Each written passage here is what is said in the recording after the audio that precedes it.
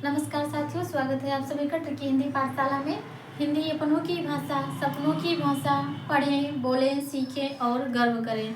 आज मैं चर्चा करने वाली हूँ हिंदी साहित्य का तृतीय कालखंड रीतिकाल पे। पहला कालखंड जो होता है वो आदिकाल, दूसरा है भक्तिकाल, तीसरा है रीतिकाल। रीतिकाल की समय सीमा के बारे में कहें तो इसकी जो समय सीमा है वो सन 1700 से 1900 विक्रमी तक मानी जाती है।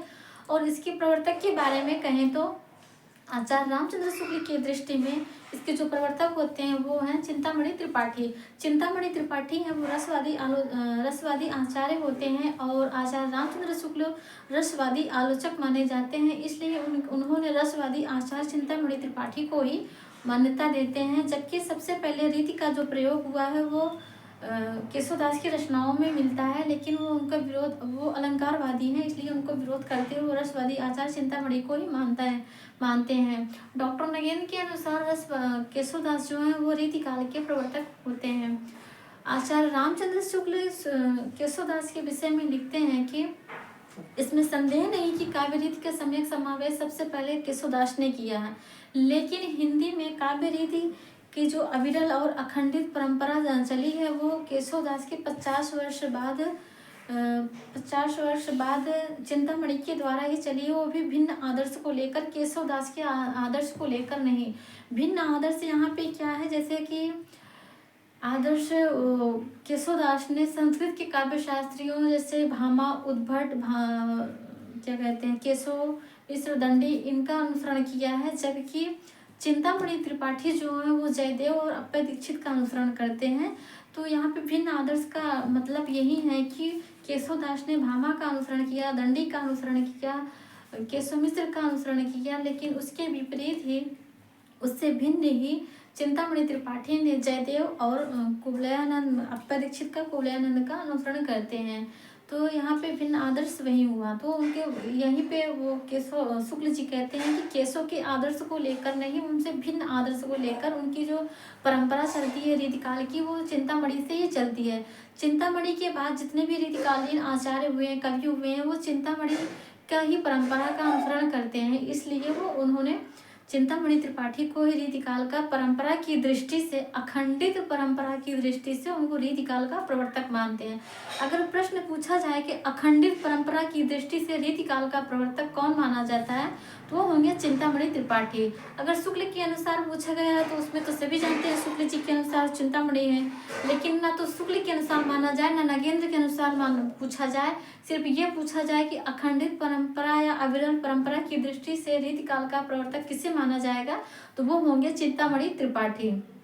क्योंकि पूरे रीतिकाल के कवियों ने चिंतामणि त्रिपाठी का अनुसरण किया है, सिवाय देव को छोड़कर। देव ने केशवदास का अनुसरण किया है और बाकी रीतिकाल के जितने कवि हैं वो चिंतामणि का ही अनुसरण करते हैं। देखिए यहाँ पे शुक्ल जी कहते हैं इसमें संदेह नहीं है कि रीतिकाल का सम्यक समावेश केशवदास की रचनाओं से होता है, केशवदास से शुरू होता है। लेकिन देखिए वो मानते भी हैं कि संदेह नहीं है केशवदास से ही होता है, लेकिन वो रीतिकाल में रीतिकाल का उनको प्रवर्तक नहीं मानते हैं और रीतिकाल में उनकी गणना भी नहीं करते हैं। वो करते हैं तो भक्तिकाल में भी फुटकल कवियों में करते हैं और उनके ऊपर एक मतलब आक्षेप भी लगाते हैं, एक प्रकार से अन्याय ही करते हैं। देखा जाए तो वो अन्याय करते हैं केशवदास के साथ। उनको हृदयहीन कवि, उक्त वैचित्र का कवि, कठिन काव्य का प्रेत कवि, मतलब आदि कई नामों से उनको संबोधित किया है कि वो ऐसे ऐसे हैं।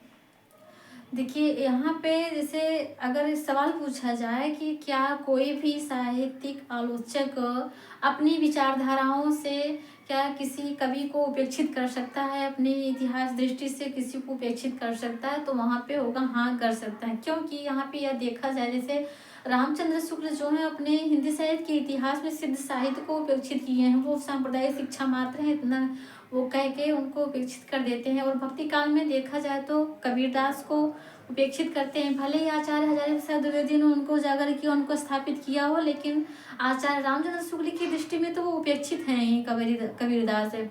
वैसे ही छायावाद में देखिए महादेवी वर्मा को, जो कवित्री हैं छायावादी कवित्री महादेवी वर्मा जो है वो रहस्यवाद की कवित्री हैं और रामचंद्र शुक्ल रहस्यवाद के घोर विरोधी होते हैं, तो वो छायावाद की जो कवित्री हैं महादेवी वर्मा, उनका भी वो उपेक्षित करते हैं। एक प्रकार से उनके बारे में बहुत कम ही लिखते हैं, तो उपेक्षित ही माना जाएगा। वैसे रीतिकाल में केशवदास को वो रीतिकाल के आचार्य ना मान के रीतिकाल का प्रवर्तक मानने से इनकार कर देते हैं और उनको भक्ति काल में रखते हैं। जैसा कि हम लोग जानते हैं, केशवदास जो है वो भक्ति काल और रीतिकाल के संधि रेखा के कवि हैं। दो कवि हैं भक्ति काल, वो केशवदास और सेनापति के दो ऐसे कवि हैं जो रीतिकाल के भक्ति एवं श्रृंगारी कवि कहलाते हैं, क्योंकि इन्होंने राम भक्ति संबंधी रचनाएं लिखी हैं और श्रृंगारी रचनाएं भी लिखी हैं, तो इनको रीतिकाल का भक्त और श्रृंगारी कवि कहा जाता है। अगर प्रश्न पूछा जाए कि रीतिकाल के ऐसे दो कौन से कवि हैं जिन्होंने भक्त एवं श्रृंगारी दोनों रचनाएं लिखी हैं, देखिए राम भक्त कवि हैं केशवदास और राम भक्त कवि हैं सेनापति। सेनापति की जो रचना है वो कवित्र रत्नाकर है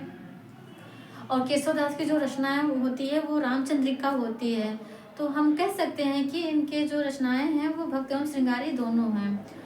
एक प्रकार से यह देखा जाए, जैसे पूछा जाए कि वास्तव में कि आचार्य रामचंद्र शुक्ल की दृष्टि में रीतिकाल का प्रवर्तक कौन है, तब तो वहाँ पे बताया जाएगा कि चिंतामणि है। अगर अखंडित परंपरा की दृष्टि से पूछा जाए तो वहाँ पे चिंतामणि है। केशवदास की दृष्टि से पूछा जाए, डॉक्टर नगेंद्र की दृष्टि से पूछा जाए तो केशवदास है।